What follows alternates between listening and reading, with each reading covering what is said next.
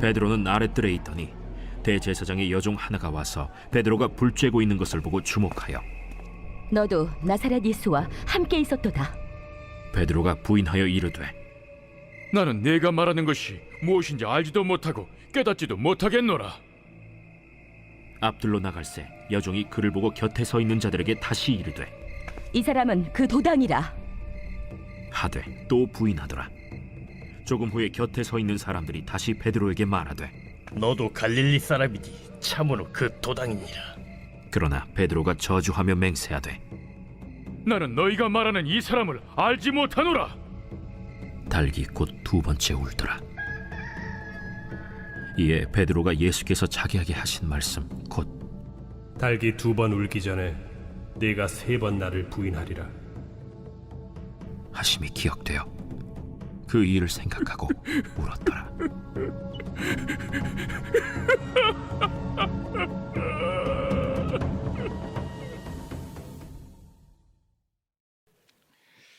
예, 오늘도 주님의 보좌 앞으로 나오신 성도님들에게 하나님의 은혜와 평강이 함께 하시기를 축원드립니다.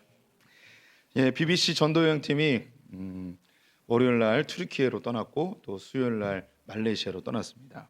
그리고 오늘 성모도, 제부도 그리고 서천으로 떠났습니다.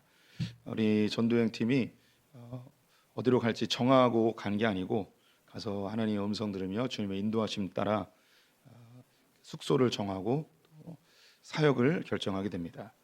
참 놀랍게도 여섯 번째 진행하는데요, 한 번도 길에서 잔 적이 없어요. 이번에도 성모도와 제부도 또 서천에 하나님이 예비하신 교회들과 연결되어서 잘 도착했다고 연락이 왔습니다. 참 신실하신 하나님이십니다. 제부도하고 성모도는요 잘 데가 없어가지고 목사님이 받아주긴 했는데 그 받아준 교회에 잘 곳이 없어서 옆에 있는 펜션을 잡아줬대요. 정말 놀라우신. 그런데 펜션이 너무 좋아가지고 호텔 같은 펜션이래요. 하나님은 참 이렇게 믿음 따라 갔더니 고생할 걸 각오하고 갔는데 호텔로 인도하시는 그런 신실하신 하나님이십니다. 우리 성도님들 오늘 금요기도에 어떤 마음으로 오셨습니까? 기쁨과 기대의 마음으로 오신 분도 있을 것이고 그냥 끌려오신 분도 있을 것 같고 혹은 그냥 오던 습관대로 온 것 같고 목사님에게 얼굴 도장 안 찍으면 왠지 벌 받을 것 같아서 뭐 오신 분들이 있을 수도 있는데 오늘 말씀을 통해서 은혜 많이 얻으셨으면 좋겠습니다. 오늘 말씀은 우리가 너무나 잘 알고 있는 베드로가 예수님을 부인하는 장면이죠.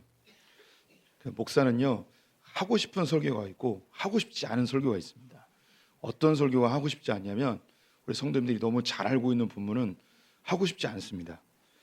그리고 또 제가 개인적으로 다른 분들은 모르겠는데 저는 개인적으로 별로 하고 싶지 않은 설교가 뭐냐면 예수님 돌아가시는 이 일주일 요건 정말 하고 싶지 않습니다. 왜냐하면 어떻게 설교해야 될지 모르겠어요. 정말 어려워요. 예수님이 우리 위해 십자가에 달려 죽으셨습니다. 이거를 어떻게 다양하게 설교할 수 있을지 늘 고민이 많이 되는 본문입니다. 예수님의 비유 같은 것은 아주 그 메시지가 명확한데 예수님의 십자가의 사건은 또 예수님이 돌아가시기가 일주일의 사건은 참 우리 성도님들이 저를 통해서 은혜를 받고 있다고 말씀은 하시지만 사실 전하는 저는 굉장히 부담되는 장면입니다. 오늘 본문도 너무나 익숙함과 동시에 예수님의 죽으심 바로 직전에 있었던 사건이기 때문에 저에게는 매우 부담스러운 본문입니다. 그런데 우리 성도님들 오늘 이 저녁에 하나님께서 이 본문을 통해서 어떻게 은혜를 흘려 보내실지 한번 기대해 보셨으면 좋겠고요. 오늘 혹시 은혜를 받는다면 이거는 저하고 아무 관계없는 하나님께서 온전히 주신 은혜입니다. 혹시 오늘 은혜를 못 받으시면 목사님이 하기 싫은 설교를 저렇게 하다 보니까 은혜가 안 되는구나 그렇게 양해해 주셨으면 좋겠습니다. 어려운 부분이기 때문에 그리고 우리 성도님들에게 이걸 잘 전달할 수 있는 제가 이제 자신감이 떨어지는 부분입니다. 설교할 때 이런 이야기를 하면 안 되는데 했습니다. 우리 부교육자들 이렇게 설교하면 안 돼요.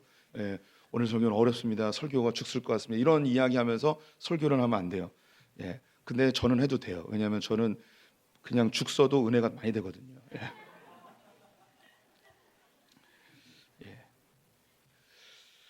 오늘 본문은요, 예수님께서 마지막 일주일의 기간 중에 십자가에 달리시기 바로 직전의 사건이죠. 이제 끝 중에 끝입니다.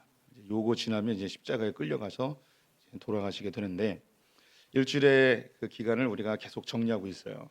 이거를 우리 성도님들 아실지 모르겠는데, 논현동에 온 지 거의 이제 1년 됐습니다. 논현동에 오고 나서부터 예수님이 가이사랴 빌립보에서 너희는 나를 누구로 하느냐, 이 본문부터 시작해서 지금 여기까지 온 거예요. 그래서 우리 성도님 계속 들어보셔서 알겠지만, 가이사랴 빌립보에서 사람들이 나를 누구로 하느냐, 이것부터 예수님 십자가에 돌아가실 때까지 이게 한 걸음이에요. 쭉 가는 거예요. 쉬지 않고 예수님께서 이스라엘 맨 꼭대기에서부터 예루살렘까지 마치 한 걸음 한 걸음 걸으면서 이스라엘을 다 마음으로 품는 것처럼 예수님이 한 걸음 한 걸음 밟으면서 예루살렘까지 온 거예요. 그래서 이게 끝나지 않는 사건입니다. 쭉 이어지는 사건이죠. 근데 마지막 일주일 예수님께서 종려주일에 예루살렘에 올라가십니다.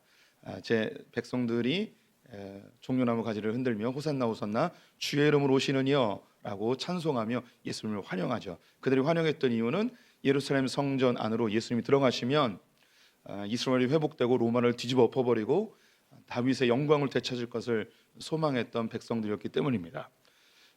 이 백성들이 기대했던 예수님은 승리에 가득 찬 정말 전사와 같은 그런 왕의 모습을 기대했는데, 예수님은 어린 나귀를 타고 오는 겸손의 왕으로 등극을 하시죠.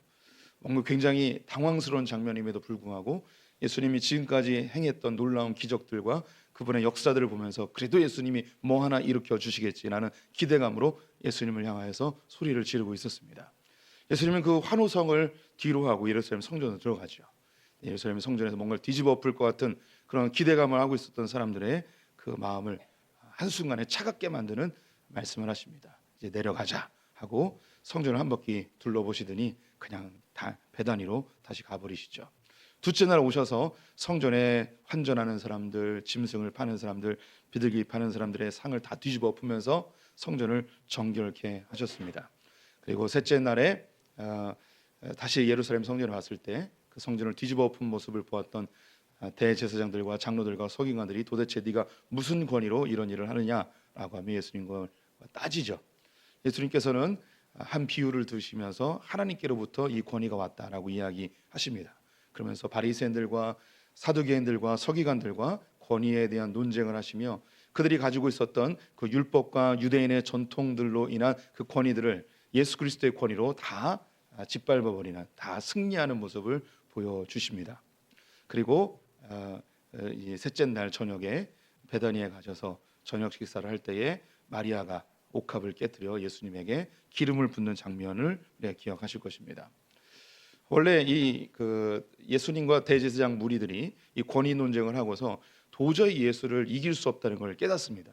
그래서 이놈을 잡아 죽이긴 죽여야 되는데 어떻게 잡아 죽이면 좋을까? 그들이 그때부터 본격적으로 작당을 하게 되었죠. 그들이 이야기하기를 곧 6월절이 오니까 이 6월절에 사람을 이렇게 잡아 죽이고 그러면 분위기도 안 좋아지니 6월절이 지나면 우리가 본격적으로 한번 논의를 해보자라고 했는데, 우리가 잘 알듯이 예수님이 6월절에 돌아가시게 됩니다. 그것이 바로 가룟 유다의 배신 때문이었죠. 가룟 유다가 그 마음이 확 돌아서게 된 원인이 뭐였냐면, 마리아가 이 300데나리온 되는 옥합을 깨트려 버렸는데 너무나 아까웠는데 예수님께서는 그것을 전혀 아깝게 여기지 않는, 전혀 경제적 관념도 없고, 그리고 그들이 생각한 그 예수님의 모습이 아니라는 것을 먼저 이렇게 주판을 두드렸던 그 가룟 유다는 예수에게 더 이상 소망이 없구나라고 생각하고 대제사장들에게 은 30에 팔아버리게 되죠. 이 넷째 날에 대한 이야기는 성경에 나와 있지 않고요. 다섯째 날 성전으로 다시 예루살렘 성으로 들어가셔서 6월절 만찬을 즐기시면서 너희들 가운데 나를 팔 자가 있다라고 이야기하며, 그 사람이 누굽니까? 내 떡에 함께 손을 넣는 자가 나를 팔 자다. 너는 하고자 하는 일을 빨리 해라 라고 하면서 가룟 유다가 예수님을 팔아버리게 됩니다. 그 자리에서 너희들 중에 한 사람도 나를 지킬 사람이 없다. 다 나를 부인할 것이다. 다 나를 떠날 것이다 라고 이야기하십니다. 그때 베드로가 호언장담하며 모두가 다 버릴지라도 나는 주님을 버리지 않겠습니다 라고 이야기를 했죠. 그런데 오늘 본문에 보게 되면 베드로가 닭 울기 전에 예수님을 3번 부인하게 되고 그는 이 대제사장의 집에서 밖으로 나아가 슬피 울면서 고통스러워하는 장면으로 오늘 본문이 마무리가 되어집니다. 우리 성도님들 혹시 다른 사람을 배신해 본 경험이 있으십니까? 배신, 다른 사람의 뒤통수를 갈긴 적이 있으십니까? 배신이라니까 우리 성도님들 다 착해서 별로 이렇게 배신한 적이 없는 분들이시죠. 배신 그러니까 너무 굉장히 거창한 것 같은데 이런 걸로 예를 들어볼게요. 내가 어떤 한 형제랑 자매랑 이렇게 교제를 했어요. 근데 그 사람보다 더 좋은 사람이 나타났어요. 그래서 이 사람 버리고 그 사람한테 갔어요. 이걸 뭐라고 그래요? 배신이라고 하는 거예요. 경험이 있죠? 이런 거. 누굴 배신한 게 막 떠오르지 않는데 그렇게 갈아탄 거 이런 건 배신이라는 게 막 떠오르잖아요. 혹은 약속을 어겨본 적 있으십니까? 약속을 어겨본 경험. 베드로가요. 이 대제사장의 집에서 예수님이 재판하고 있던 중에 밖으로 나가서 슬피 울게 됩니다. 그의 정체성이 다 무너져 내려요. 예수님을 다시 볼 수가 없었어요. 그가 완전히 무너져 내렸던 원인이 뭐냐면 예수님을 배반한 것, 배신한 것, 이것도 충격이었겠지만 바로 직전에 예수님을 나는 목숨 걸고 지키겠습니다. 예수님 앞에 약속했잖아요, 약속. 근데 이 약속을 못 지켰어요. 오늘 성도님들이 이 14장 말씀을 좀 자세히 보시게 되면요, 14장에 반복적으로 나오는 단어가 하나가 있어요. 그게 뭐냐면 증인이라는 단어가 나와요. 증인이 뭐냐면 이것은 법적인 용어인데요. 법정에서 똑바로 이야기하지 않으면 정확하게 이야기하지 않으면 그가 목숨의 위협을 느낄 수 있는 게 증인이에요. 뭐 지금도 우리나라 법정에서 위증을 하면 그에 대한 처벌을 받게 되어지죠. 근데 고대 사회에서 이 사람이 사형죄에 해당이 돼요. 그런데 증인이 거짓 증언을 하게 되어지면 이 사람도 똑같이 사형에 처하게 될 수 있어요. 이 증인이라는 이 단어는 자기의 목숨을 내건 사람을 증인이라고 하는 것입니다. 특별히 14장에 증인이라는 단어가 자주 반복해서 나와요. 그 이유는 베드로 때문이에요. 베드로. 우리 마가가요, 이 마가복음을 쓸 때 제일 많이 소스를 얻은 사람이 누구냐면 베드로예요. 그래서 이 마가복음에는 우리 성도님들이 1장부터 16장까지 쭉 보시면 한 장, 모든 장에 꼭 등장하는 사람이 있어요. 그 사람이 누구냐면 베드로예요. 베드로는 모든 사건에 다 나와요. 그가 회중 가운데 있던, 직접 연관이 있던, 어쨌든 이 마가복음은요, 놀랍게 베드로 이야기가 가장 많이 나와요. 왜 그럴까? 그 이유는 이 마가가 베드로로부터 예수님에 대한 이야기를 들었기 때문이에요. 오늘 본문에서 특별히 66절에 보시면 베드로는 아랫뜰에 있더니 대제사장의 여종 하나가 와서, 이 아랫뜰이라는 단어가 나오는데요, 지금 예수님은 대제사장과 어디서 재판하고 있냐면 윗뜰에서 재판을 하고 있는 거예요. 다른 복음서에서는요, 이 베드로의 배신에 대한 이야기가 나오지만 이 아랫뜰이라는 단어는 여기만 나와요. 왜 여기에 나오는가? 마가가 베드로에게 직접 들은 거예요. 내가 그때 아랫뜰에 있었는데 예수님은 윗뜰에서 재판을 하고 있었어. 내가 여기서 불제하려고 있었는데 한 여인이 와가지고 너 갈릴리 사람이지? 예수님 제자지? 라고 나에게 물어서 내가 아니라고 얘기했어. 그래서 자기가 있었던 구체적 장소를 언급할 수 있는 것은 베드로밖에 없어요. 그래서 이 마가는 예수님이 재판받는 그 현장에 없었어요. 우리 그 몇 주 전에 보았던 홀라당 먹고 도망간 사람이 있었거든요. 겟세마네 동산까지 따라왔다가 도망간 사람, 그 사람이 마가였어요. 그래서 이 재판정에는 오지 않았어요. 구체적인 현장을 보지 못했어요. 그런데 이것을 어떻게 알 수 있었는가? 베드로가 이야기해 줬기 때문에 알 수 있는 거죠. 이 14장에서 베드로의 이야기를 들었던 마가가 자주 사용한 단어가 증인이라는 단어예요. 베드로가 자기의 목숨의 위협 앞에서 정확하게 증인의 역할을 해야 되는데 그 일을 못한, 증인의 모습을 살지 못한, 그리고 예수 그리스도 앞에 약속을 지키지 못한 이 모습을 여기 기록하고 있습니다. 자기가 예수님을 배반한 것, 이것도 충격이었겠죠. 그런데 그것보다 더 충격적인 게 뭐냐면 증인으로서 그 역할을 못한 것, 다시 말해 약속을 지키지 못한 것이 그에게 엄청난 큰 충격이었습니다. 우리 성도님들이 약속 좀 못 지키는 게 어때? 라고 생각이 드시겠지만 고대 사회에는요, 목숨보다 더 중요한 게 있었는데 그게 뭐냐면 명예라는 거예요. 명예. 우리 성도님들이 전혀 명예를 그렇게 가치 있게 생각하지 않는 그런 눈빛들인데, 명예가 중요했어요. 조선 시대에도 그랬어요. 여인네들이 갖고 다니던 칼이 있었잖아요. 은장도. 이게 자기 몸을 지키겠다는 게 아니고 명예를 지키겠다는 거예요. 그래서 고대 사회는요, 실리보다 더 중요한 게 명예였어요. 근데 명예를 가장 소중히 여겼던 고대 이스라엘에서 이 베드로는 약속을 깼어요. 약속을 깼다는 게 뭐냐면 내가 가장 소중하게 생각하는 명예가 무너진 거예요. 그래서 그의 삶이 무너졌고 그의 정체성이 무너지고 그 자신이 다 가루가 되어지는 엄청난 충격을 입은 장면이 오늘 본문입니다. 우리 성도님들, 약속을 어겨본 적 있으십니까? 그런 말 종종 하잖아요. 여보, 내가 다시는 안 그럴게. 여보, 한 번만 용서해줘. 내가 앞으로 절대 안 그럴게. 막 이렇게 반복적으로 이야기하는 우리 남편분들 있죠? 없죠? 네, 우리 여성분들이죠. 여보, 내가 다시는 안 그럴게. 내가 다시는 홈쇼핑 안 할게. 다시는 충동 구매 안 할게. 다시는 명품 안 살게. 막 이러는 분들 있을 수 있어요. 한 번만 용서해줘. 어떤 분들은 습관적인 도박, 자꾸 배우자에게 들켜서 내가 다시는 안 할게. 뭐 이런 분들도 있고, 교회 다니면서 술을 끊지 못해서 여보, 내가 다시는 술 안 먹을게. 뭐 이렇게 다짐하는 분들도 있습니다. 저는 이제 직접 들은 이야기는 아니고 이제 전해 들은 이야기인데요. 제가 교회에서 한번 예화로 쓴 적은 있었던 것 같아요.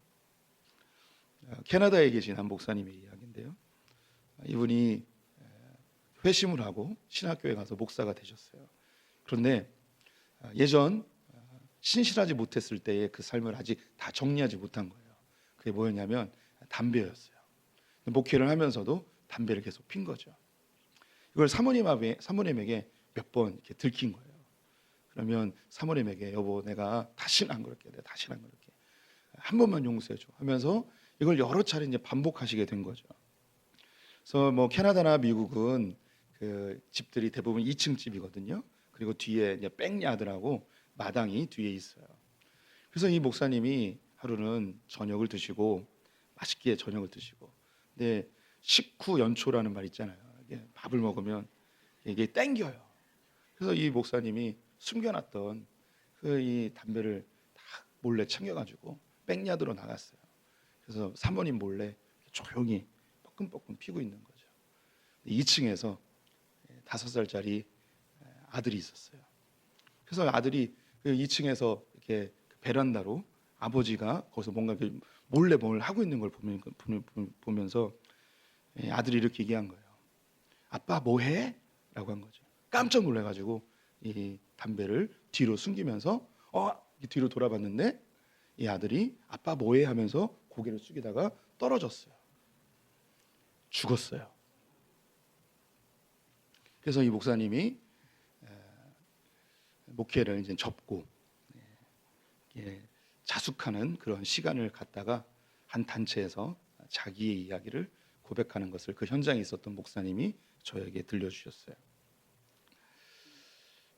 이분은 이제 아들이 죽은 것, 자기 때문에 죽은 것이라는 슬픔이 있겠죠. 죄책감도 있겠죠. 그런데 이분을 정말 가루로 만들어 버리고 정말 나는 정말 살 가치도 없다라고 생각하는 그 근본적 이유는 뭐냐면 내가 약속을 못 지켰기 때문에 내 아들이 이렇게 죽었구나 라는 거죠. 이 베드로는 약속을 어김으로 인하여서 난 정말 쓸모없고 나는 정말 버러지 같은 놈이구나, 난 정말 죽어도 마땅한 놈이구나 라는 생각을 했을 것입니다. 우리 성도님들도 신앙생활하면서 반복되는 죄나 혹은 사람들에게 다시는 안 그럴게라고 약속했음에도 불구하고 또 짓는 그런 죄들이 있어요. 아니, 사람에겐 이야기도 못하고 하나님 앞에 이야기할 때 있잖아요. 하나님, 한 번만 용서해 주십시오. 제가 앞으로 주일 성수 잘하겠습니다. 한 번만 도와주시면 내가 앞으로 11조 잘하겠습니다. 한 번만 주님 나를 허락해 주시면 내가 앞으로 주님 위해서 열심히 살겠습니다 라고 했는데 상황이 좋아지니까 옛날의 모습으로 또 돌아가는. 그래서 하나님 앞에 약속을 계속 번복하고 깨고, 그러면서 느끼는 게 뭐냐면 나는 안 되나 보다. 나는 안 되네. 나는 안 바뀌어. 나는 끝났어. 그러면서 반복되는 죄와 변하지 않는 내 모습, 그리고 하나님이나 사람 앞에서 반복적으로 이 약속을 깨는 내 모습 때문에 초라해진 내 모습, 무너져 있는 내 모습을 보면서 하나님과 멀어지고 혹은 사람과의 관계도 끊는 그런 상황에 놓이는 분들이 있을 수 있습니다. 오늘 이 금요 기도에 오신 분들은 그 정도 상황은 아닐 거예요. 하지만 신앙생활하면서 누구나 겪을 수 있는 상황입니다. 이 베드로에 대한 이야기, 베드로가 예수님을 부인하는 거, 우리 성도님들 중에 예수님을 부인해야 되는 그런 상황에 놓일 수 있는 분들 사실 많이 없습니다. 이 공산당들이 쳐들어와가지고 목에 칼 들어대고 너 예수 믿을 거야 아니면 예수 부인할 거야 라고 하는 분들이 우리 가운데 누가 있겠습니까? 혹은 뭐 교회 문이 어떤 정권에 의해서 다 가로막혀버리고 교회 못 다니게 했는데 교회 나오면 감옥에 쳐넣겠다 막 하면은 그런 일이 이 시대에 혹시 뭐 있을 수 뭐 없다고 할 수는 없겠지만 그런 일이 우리에게 이렇게 있지 않지 않습니까? 그런데 우리 성도님들이 하나님을 배반하지 않을지라도 성도님들의 신앙생활에서 반드시 벌어질 수 있는 일이 뭐냐면 내가 하나님과 약속한 것을 어기는 일은 나타나요. 내가 하나님과 맺었던, 내가 하나님께 꼭 이건 하겠습니다라고 했던, 내가 다시는 안 그러겠습니다라고 했던 그 일들이 깨어졌을 때 우리의 마음속에 찾아오는 무력감이 있습니다. 난 안 돼. 난 어차피 안 돼. 안 될 바에 하지 말자. 이럴 바에는 그냥 예수 믿지 말자. 이럴 바에는 그냥 열심히 믿지 말고 대충 살자. 이럴 바에는 내가 교회 다닌다고 하지 말고 그냥 쥐 죽은 듯이 조용히 살자 라는 결심을 하게 돼요. 참된 크리스찬의 모습으로 발전하기보다는 퇴보해버리거나 아니면 그냥 그 어정쩡한 자리에 머물러 버리겠다는 결단을 해버리는 사람들이 있다는 거죠. 베드로의 이 사건은 베드로가 배신한 것보다 더 중요한 게 예수님과 맺었던 약속을 깼다는 것이 더 중요한 핵심입니다.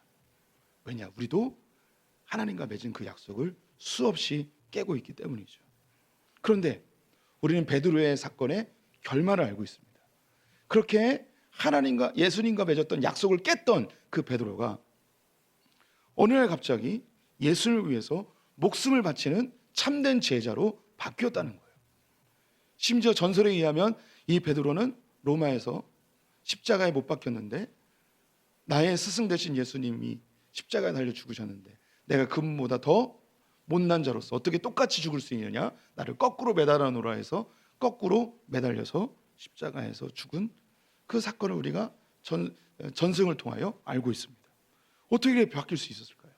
예수님에게 약속을 깼던 이 베드로가 어떻게 예수님을 위하여서 자기의 목숨을 내놓는 사람으로 바뀔 수 있었을까요? 약속은 굉장히 중요한 기능을 합니다. 약속이 갖는 두 가지의 기능이 있는데 첫 번째는 약속은 그 사람의 정체성을 알려줍니다. 내가 누구인지 알려주는 것은 내가 어떤 약속을 지키고 있느냐에 의해서 그 사람의 정체성이 결정돼요. 오늘날 현대 사회는 내 자신을 알아가라고 이야기해요. 내가 누군지 알아야 된다고 이야기해요. 우리 성도님들 뭐 그런 책들 많죠. 나를 찾아 떠나는 여행 뭐 이런 거. 진정 참된 나를 찾아가자 뭐 이런 이야기들 많이 하잖아요. 이런 책들이나 이런 이야기를 하는 분들의 강연을 들어보십시오. 그러면 유사성이 있어요. 뭐냐면 자기 안에 있는 자기가 원하는 게 뭔지 알아보라는 거죠. 또 자기 안에 있는 감정을 잘 살펴보라는 거예요. 욕망과 감정을 잘 살펴보면 자기가 누군지 알 수 있다는 것이죠. 그런데 이 말은 맞는 듯하지만 이 말은 완벽하게 틀려 있어요. 내가 누구인지 나의 정체성을 알려면 나의 욕망과 감정을 살피면 안 돼요. 왜냐하면 이 욕망과 감정은 언제나 변해요. 상황에 의해서 언제나 바뀔 수 있어요. 또한 우리의 욕망과 감정은요 서로 갈등을 일으켜요. 서로 충돌을 해요. 우리 성도님들 편안하게 살고 싶은 욕망이 있으시죠? 예. 그래서 우리는 편안하게 살고 싶은 나의 욕망 때문에 나는 기독교보다 불교가 어울리는 사람이구나. 뭐 이렇게 생각하는 분들이 있어요. 그리고 저도 편안한 걸 되게 좋아하는 그런 성향의 사람이에요. 그래서 이런 막 그 방방 뜨는 이런 그 교회보다는 수도원 같은 교회를, 그런 나는 수도원 같은 신앙을 해야 돼라고 생각하는 분들이 우리 가운데 있죠. 예. 이거는 궁금해서 한번 해보죠. 나는 이렇게 좀 이렇게 그 활동적인 교회보다는 나는 좀 수도원처럼 조용한 신앙, 그런 거 좀 이렇게 산 속에서 그 참선하듯 뭐 이렇게 좀 조용한 수도원적인 신앙을 해보고 싶다, 이런 분들, 예, 궁금해서 한번 해보는 거예요. 예, 손 들어보세요. 예, 감사합니다. 예, 같은 부류예요, 같은 부류. 네. 저도 성향이 그래요. 저는 수도원적인 그런 그 교회가 저랑 잘 맞다고 생각을 하는 거예요. 제 마음에 그런 욕망이 있거든요. 우리 여기 계신 분들도 편안하게 살고 싶은 욕망이 있죠. 그런데 진짜 편안하게 살아봐요. 그러면 편안한 게 좋을까요, 싫을까요? 예, 재미없어요. 그러면서 내 마음속에 또 무슨 마음이냐면, 자유롭게 여행 가고 싶다, 막 이런 마음이 드는 거예요. 뭔가 좀 박진감 있는 삶을 살아보고 싶다는 마음이 또 들어요.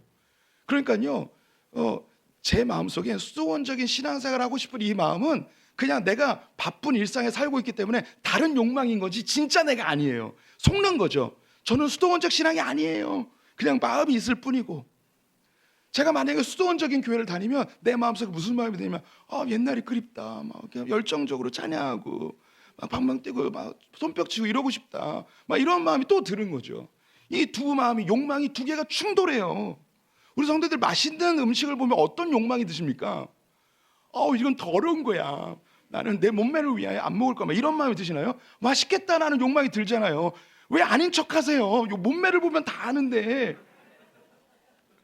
먹고 싶은 욕망이 들어요. 이런 욕망이 듦과 동시에 내 마음에 또 한 욕망이 뭐냐면, 먹으면서도 어떤 욕망이냐, 날씬해지고 싶다라는 욕망이 들어요.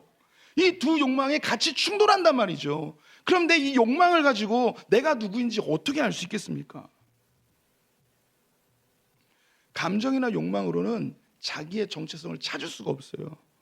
그리고 이 시대에서 참된 자아를 찾고 정체성을 찾는 그 방편들은요, 사실 다 틀렸어요. 옳지 않아요. 베드로는요, 어떤 욕망을 갖고 있었냐면, 지도자가 되고 싶은 욕망이 있었어요. 다른 말로 성공하고 싶은 욕망이 있었어요. 예수님을 열심히 따랐던 이유가 뭐냐면, 예수님 오른편에 서고 싶었어요. 예수님이 왕이 되면 국무총리가 되고 싶은 욕망이 있었어요. 이 욕망이 아주 가득 찼죠.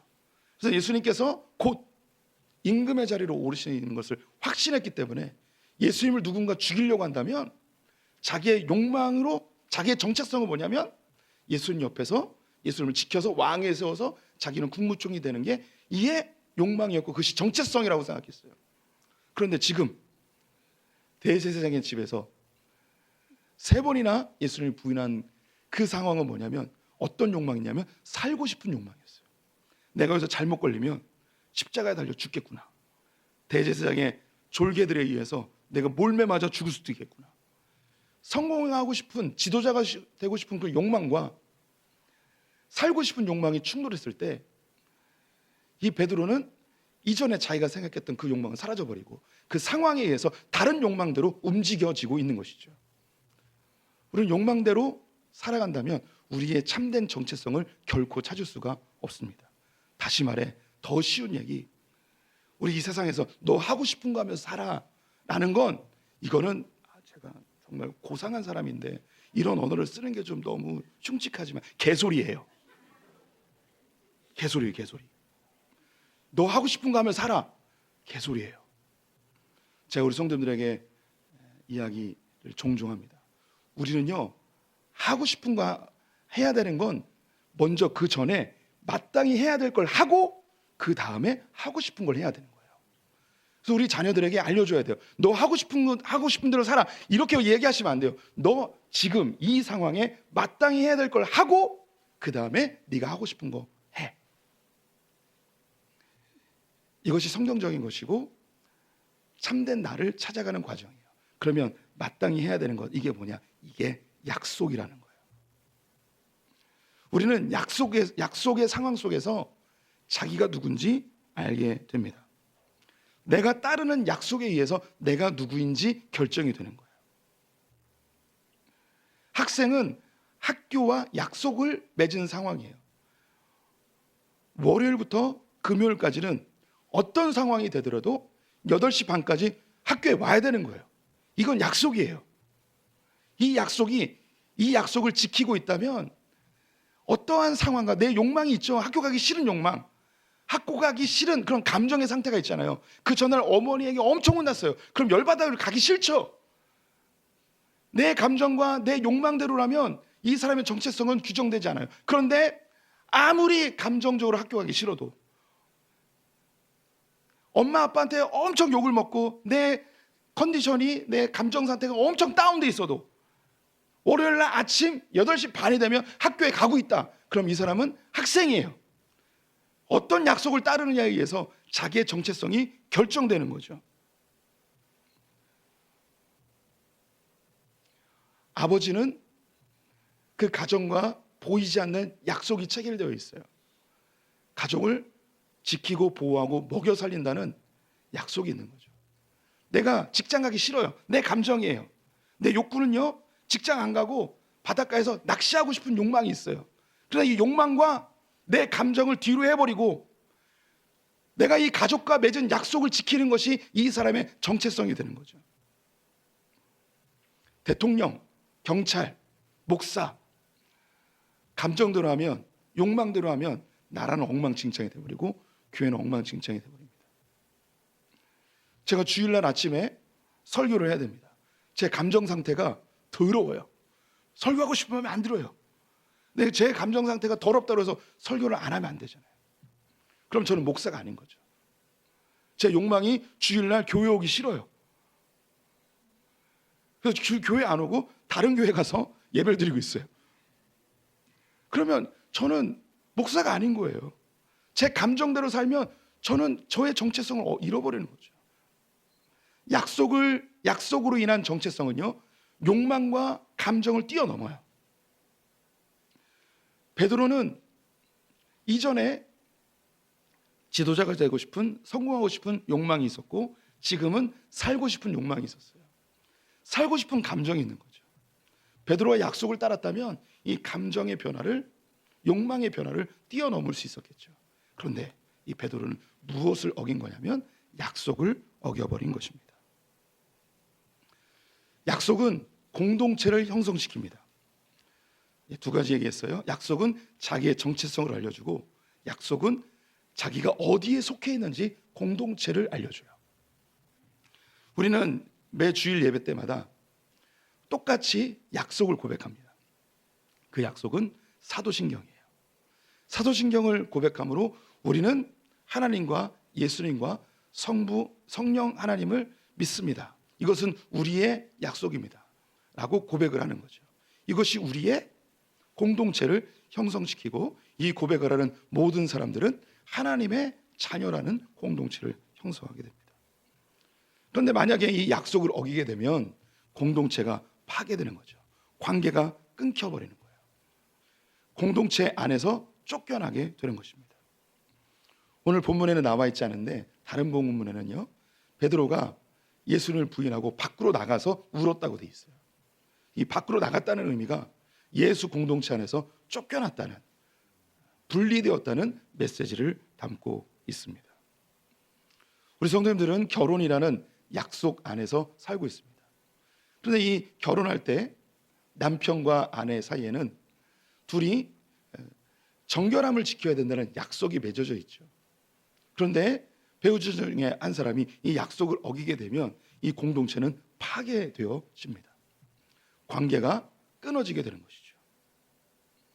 친구 사이에서도 어떤 약속을 했는데 이 약속을 어긴다, 뭐 간단한 만남의 약속에서 좀 지각한다, 늦는다, 이런 개념보다도 정말 중요한 약속인데 이 중요한 약속을 어겼을 때 친구의 관계는, 그 공동체는 파괴되는 거죠.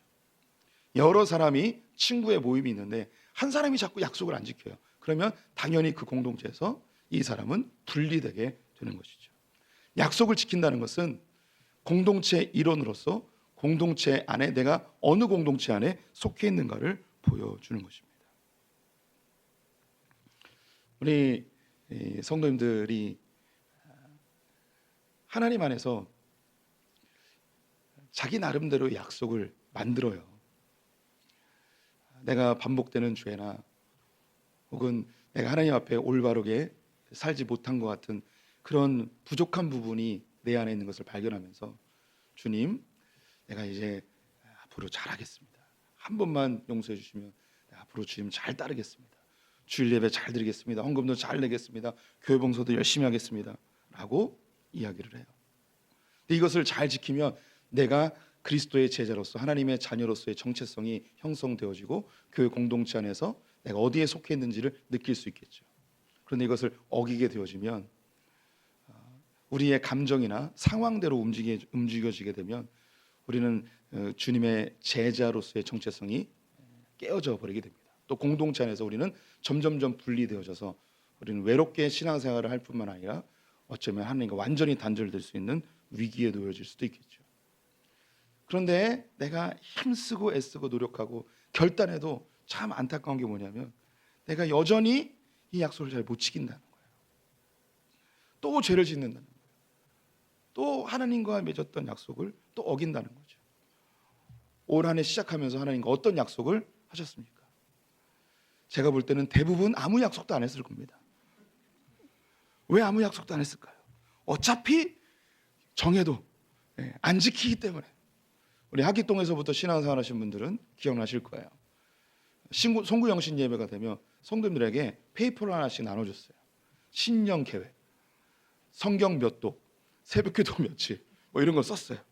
그 한동안 쓰다가 어느 순간부터 안 써요. 왜 안 쓰느냐? 성도님 이거 이렇게 안 나눠줬어요. 왜 안 나눠? 지금 올해도 안 나눠줬죠. 왜 안 나눠주냐? 저도 내질 않아요. 왜 안 내는지 알았어요. 이걸 쓰고서 죄책감만 들고 지키지 못하는 걸 깨달아서 이제 아예 안 쓰는 걸 알아요. 그럼에도 불구하고 우리 가운데 올해의 계획을 잡으신 분들이 있어요. 또 우리가 신앙인이기 때문에 하나님 앞에서 경건의 결단들도 하죠. 내가 올해는 매일 아침마다 큐티를 하겠습니다. 내가 성경을 꼬박꼬박 한 장씩 읽겠습니다. 식기도 하겠습니다. 주일 예배 안 빠지겠습니다. 각자 다양한 그런 약속들을 해요. 그런데 이미 여기 계신 분들 거의 대부분 약속을 다 깨버리셨을 것 같습니다. 아직도 지키는 분이 계시다면 다음 달에 깨질 겁니다.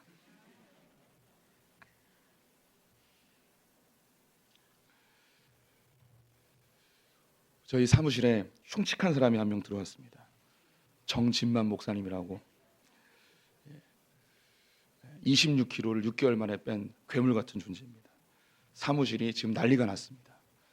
그분이 오시면서 자기가 얘기했습니다. 나의 존재 자체로 사무실은 부담이 될 겁니다. 부담이 되고 있습니다. 뭔가 다이어트를 안 하면 인간의 범주에서 벗어날 것 같은 그런 위기감에 사로잡혔습니다. 그래서 교육자 MT 이후에 이 아이플렉스는 엘리베이터가 없다라고 선언하고 계단으로 오르고 있습니다. 참 놀라운 것이 교육자 MT 이후에 저는 한 번도 엘리베이터를 이용하지 않고 올라가고 있습니다. 집에서도 올라가고 있습니다. 미쳐버릴 것 같습니다. 자를 수도 없고 그 사람이 없어야만 이걸 멈출 수 있을 것 같은데 그분은 갈 곳이 없어서 여기 계속 있을 것 같습니다. 하지만 언제 또 이게 무너질지 모릅니다. 그러면 저는 또 결단하겠죠. 다이어트 다 필요 없어. 운동 필요 없어. 어차피 계획 세워봤자 다 무너질 거. 내가 왜 계획을 세우는가. 이런 마음이 들겠죠. 우리가 그래요. 우린 뭘 결단해도요 잘 못 지켜요. 하나님 앞에 내가 뭔가 열심히 한다고 해도 곧 상황과 환경과 감정이 바뀌면 금방 무너져 내리는 것이 우리들입니다. 베드로도 우리와 똑같았어요. 그런데 우리 성도님들이 베드로를 아시잖아요. 그가 바뀌어요. 예수님을 위해서 목숨을 내거는 사람으로 바뀌어요. 그는 제자의 무리들 중에도 지도자가 되고 싶었고 그 민족의 지도자가 되고 싶었어요. 그리고 신앙 공동체에서 지도자가 되고 싶었죠. 그랬던 그가 완전히 무너져 내리는 그 상황, 그 이후에 초대교회의 진정한 지도자가 되었고 반석과 같은 역할을 감당하게 됩니다. 그렇게 자기의 욕망과 감정에 의해서 예수님도 그렇게 목숨 걸고 따랐던 그 예수님도 3번이나 부인하며 배신했던 이 베드로가 바뀌어요. 자기의 의지와 자기의 열심과 자기의 노력으로는 바뀌지 않았던 이 베드로가 바뀌어요. 베드로가 바뀌었다면 저와 우리 성도님들도 바뀔 수 있겠죠. 반복되는 죄, 또 하나님 앞에 무너져 내린 내 모습, 수없이 도전했지만 또 무너진 나의 신앙적 도전들. 난 안 돼. 난 끝났어. 난 어차피 안 돼. 나는 기독교가 체질에 안 맞나 봐. 이렇게 생각하는 분들, 이 금요 기도에 오셨을지라도 어떤 영역에 대해서 또 내 신앙의 성숙에 대해서 이미 다 내려놓고 됐어. 이 정도면 됐지. 라고 머물러 있는 분들, 이 금요 기도회 가운데도 분명히 계십니다. 아무리 노력해도 바뀌지 않는 내 삶의 습관들, 나의 성향들, 나의 죄성들, 이런 부분에 대해서 어차피 노력해도 안 돼. 어차피 내 힘으로 안 돼. 라고 해버린 영역들이 있을 거예요. 베드로가 바뀌었어요. 베드로가 바뀌었어요. 우리도 바뀔 수 있어요. 어떻게 바뀔 수 있었을까요? 증인이 약속을 어기면 그 결과는 어떻게 되냐면 죽음이에요. 지금 베드로는 약속을 어겼어요. 그러면 베드로에게 따라와야 되는 게 뭐냐면 죽음이 따라와야 돼요. 그런데 오늘 현장은 어떤 곳인가? 약속을 어긴 베드로는 죽음을 맞이해야 되는데 죽지 않아요.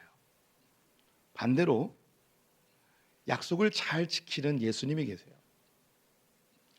이분은 제자들과 했던 약속을 지키고 있고 또한 하나님과 맺은 약속도 지키고 있습니다. 이 쓴잔을 내게서 거두어 주시되 나의 원대로 마시고 아버지의 뜻대로 되게 하여 주시옵소서라고 하는 아버지와의 약속을 지키고 있는 분이죠. 일반적으로 생각해 보세요. 약속을 잘 지킨 사람에게 따라오는 것은 뭐겠습니까? 상급이겠죠. 영광이겠죠. 생명입니다. 그런데 약속을 잘 지킨 예수님, 그분에게 따라온 것은 오히려 죽음이었습니다. 지금 이 같은 현장에서 이 두 가지 사건이 함께 일어나고 있어요. 약속을 어긴 베드로는 오히려 살고 약속을 잘 지킨 예수님은 죽게 됩니다. 이것이 일어난 이 현장에서 예수님이 베드로에게 뭘 말씀하시는가? 그리고 반복적으로 죄를 짓고 내 힘으로 안 되는 우리들에게 주님 뭘 이야기하시는가? 네 힘으로는 안 돼. 너의 결단과 너의 의지로 너 바꿀 수 없어. 또 무너질 거야. 또 약속은 깨질 거야. 그리고 너는 죽음으로 그 대가를 치러야겠지. 하지만 너가 죽지 않고 너 대신에 내가 약속을 잘 지킨 내가 대신 죽을게. 그리고 너는 살았으면 좋겠어. 내가 너의 그 연약함과 부족함과 너의 의지 없음과 이 모든 것들을 내가 다 도말해 줬으니 너는 내 안에서 이 십자가 안에서 충분히 할 수 있어. 예수님께서 갈릴리 바닷가에서 베드로를 다시 만나시죠. 부활하신 그 주님, 약속을 지킨 예수님은 죽고 약속을 어긴 베드로는 살아있는 그 현장에 부활하신 예수님이 찾아와서 묻습니다. 이 사람들보다 네가 나를 더 사랑하냐? 주님, 내가 주님을 사랑하는 줄 주님이 아십니다. 3번 반복하여 이야기하며 그 예수님을 부인한 현장으로 다시 끌고 가시죠. 그럼 이야기하는 거예요. 네 힘으로 네 의지로 바르게 살아보려 했지만 또 약속을 어겼지. 네 힘으로는 안 돼.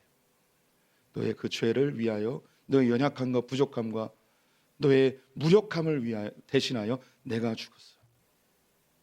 너는 정결케 됐어. 이 십자가의 능력 안에서 예수의 사랑 안에서 넌 다시 일어나서 걸어갈 수 있어. 우리 성도님들, 사단은 반복되는 그 죄악들, 반복되는 약속의 실패들 앞에 넌 안 돼, 넌 어차피 안 돼 라고 우리를 정죄합니다. 하지만 예수님은 너 원래 안 되는 애야. 그런데 내가 널 위해 대신 죽었어. 걱정하지 말고 다시 또 일어서. 다시 시작해. 다시 도전해봐. 또 넘어질 수 있어. 괜찮아. 이미 너의 모든 죄는 내가 도말했어. 우리 예수님을 중보자라고 생각하잖아요. 예수님을 중보자로 생각할 때 크게 오해하시는 것 중에 한 가지가 뭐냐면, 하나님 보좌 우편에 예수님이 앉아 계시면서 인간 김창현이 죄를 지으면 예수님이 아버지 하나님께, 아버지, 창현이가 또 죄를 졌어요. 한 번만 더 기회를 줘보세요. 다음에는 잘할 거예요. 이렇게 이야기하시는 예수님으로 생각할 때가 많이 있어요. 예수님이 하나님 앞에 긍휼과 자비를 구하는 분으로 생각할 때가 있죠. 하나님, 이 창현이가 이런 죄를 졌는데 옛날보다 조금 낫잖아요. 그러니까 다시 한번 좀 기회를 줘보세요. 이런 하나님으로, 예수님으로 생각해요. 네, 그런 예수님이 아니에요. 예수님이 어떤 분이냐면요, 제가 죄를 졌을 때, 아버지, 제 손에 못자국을 보십시오. 제 옆구리에 창자국을 보십시오. 제가 왜 죽었습니까? 창현이를 위해서 죽지 않았습니까? 또 넘어지고 또 죄를 졌지만 내가 창현이의 모든 죄를 다 대속했습니다. 창현이는 더 이상 정죄함을 받지 않습니다. 창현이는 더 이상 심판받지 않습니다. 이미 내가 그 모든 죄를 짊어지고 십자가에 죽었으니 창현이는 죄가 없습니다. 주님은 그렇게 중보하시는 거예요. 또 기회를 주는 게 아니고요, 내가 아무리 많이 넘어져도, 아무리 죄를 져도, 아무리 무너져 내려도 주님은 우리를 더 이상 정죄하지 않으시고 주님의 사랑 안에서 다시 일어나도록 우리를 격려하시는 분이십니다. 포기해버린 영역이 있으십니까? 또 결심해도 무너진 영역이 있습니까? 아닙니다. 주님의 사랑 안에서 다시 일어서실 수 있습니다. 포기하지 마십시오. 주님의 사랑은 끝이 없으십니다. 내 힘으로 주님 나라 가는 게 아니에요. 주님이 우리를 이끌어 주시는 거죠. 우리가 해야 될 건 주님 사랑합니다. 주님밖에 없습니다. 내 힘으로는 안 됩니다. 주님 손잡고 끝까지 가겠습니다. 이 믿음의 고백, 주님의 사랑 안에 머무시는 소풍의 손을 되시기를 축원드립니다.